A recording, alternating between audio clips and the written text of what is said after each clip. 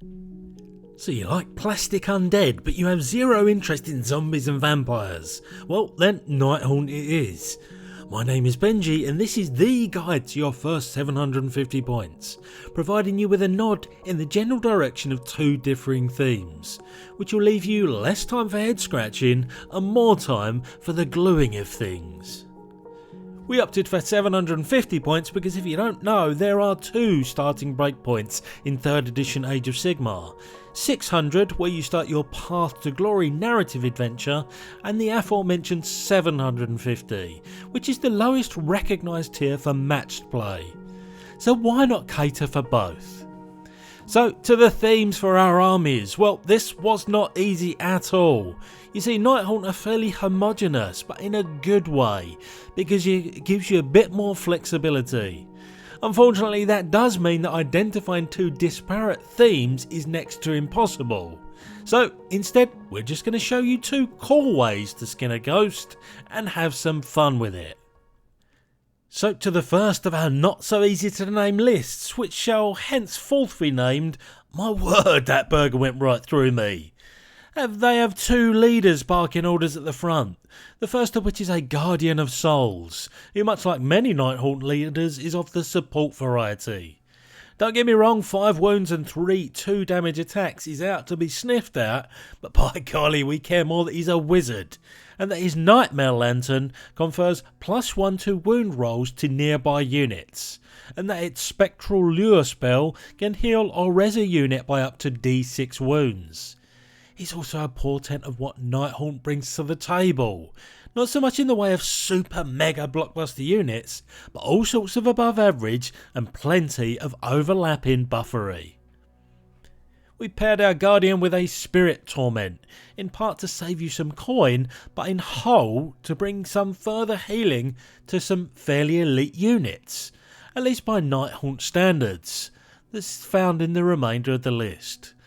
A similar stat line to the Guardian of Souls, with the main difference being the lack of wizardry. Instead, we'll get pacified by the fact that their captured soul energy pumps 3 wounds or 3 wounds worth of models back into your army after every, yes that's right, every combat phase. Just think of how tricky that is to deal with.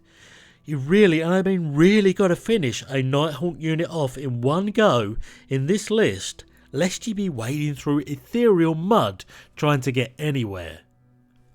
Moving then to our battle line, we've gone for variety over spam, with a unit of 5 Hex Wraiths.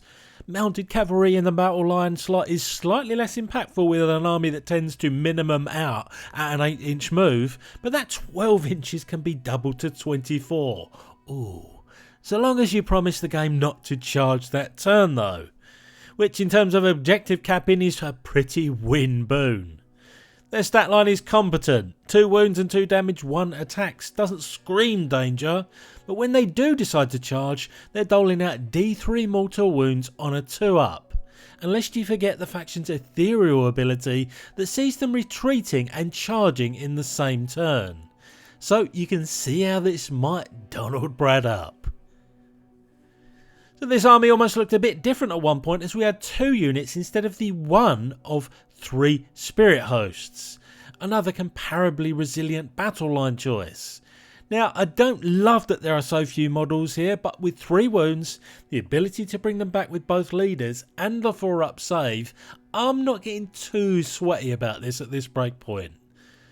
But the reason to bring them is the whopping 6 attacks apiece.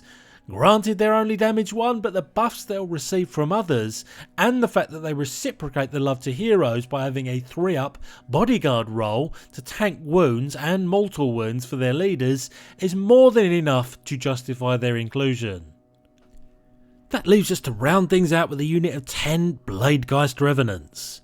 Somewhat glass cannony it must be said, but 4-up save isn't the worst thing in the world, and for their points costs a full unit will bring 20 damage 1 attacks, which becomes 30 on the charge, and we shouldn't need reminding you at this point the ability to fall back and charge again.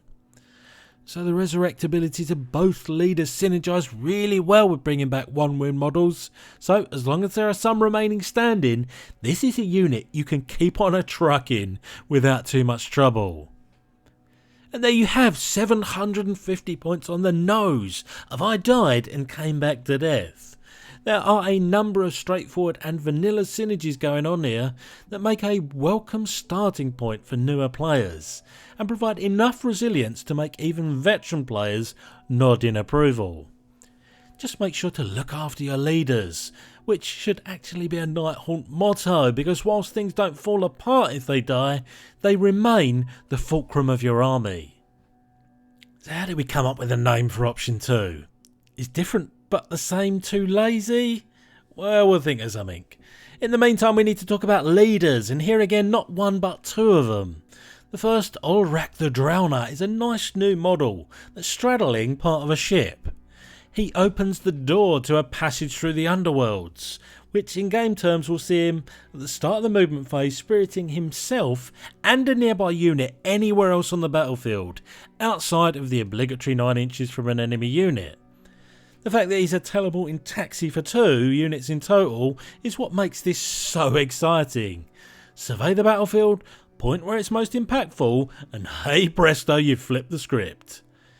His own melee capabilities are just as spicy, with 4 attacks up to a possible 7 if his application of mortal wounds to an enemy unit on the charge removes at least 1 model from the battlefield. So, in other words, choose your targets wisely and watch the fireworks go off. Accompanying Boat Boy is a Cruel Ghast Cruciator, a bonkers looking model with a mouthful of a name to boot. Here we're making up for the lack of a wizard with some good old fashioned short ranged missile weaponry, and not too shabby is his phantasmal torture, doling out 4 attacks at Ren -2. His melee capabilities are similarly above average, and the 4-up save and 6 wounds brings the requisite survivability. But that's not all. As one that's empowered through excruciation, he nerfs incoming damage by 1 from any units that are terrified, aka within engagement range. That helpfully includes any friendly nearby unit that's damaged as well. So those plentiful 1 wound models that are found throughout the battle tome are going to have a longer life expectancy than you first thought with this here little leader. Moving to battle line after all that top of the pyramid goodness, we're rocking just the 1 unit of 10 rank and file as rank and file gets, Chain Rasps. Honestly, what do you think the cheapest points per model battle line unit in a Spectral army is going to do? Well, it's either going to soak up some fire or it's going to be ignored, which you'll find yourself okay with because a full strength unit is still capable of chipping in with 20 damage 1 attacks. And guess what? No, you'll never guess. They do something win when they charge.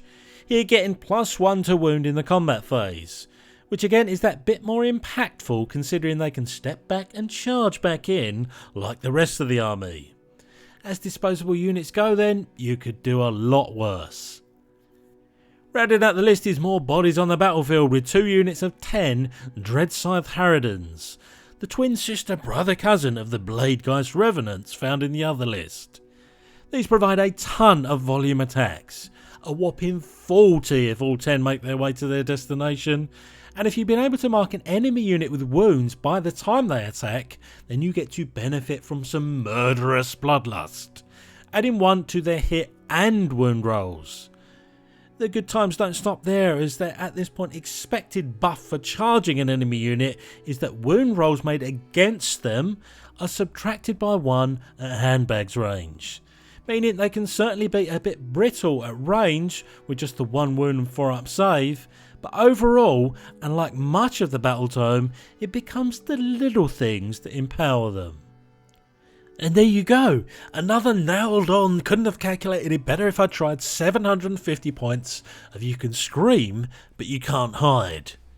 New models, spectral teleportation, lots and lots and lots of melee attacks, a splash of ranged, and this is how you make war death styly.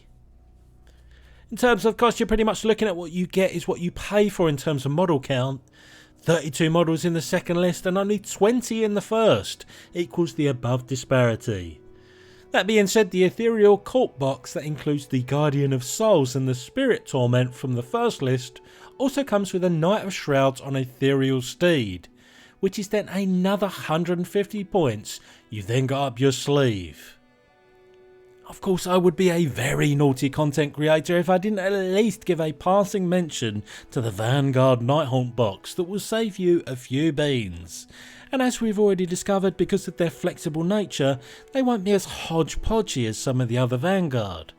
But rest assured, and I promise you this, is not half as suave and sophisticated as everything we talked about so far.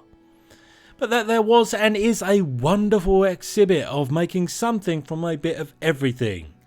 This was a strange exercise as the whole battle time has an element of homogeny to it. There's a bit swings and roundabouts. But either way, I hope you found it helpful and it gave you an idea on how to get started scaring the ballast out of opponents. Alas, I've been the voice in your head and this video has ended.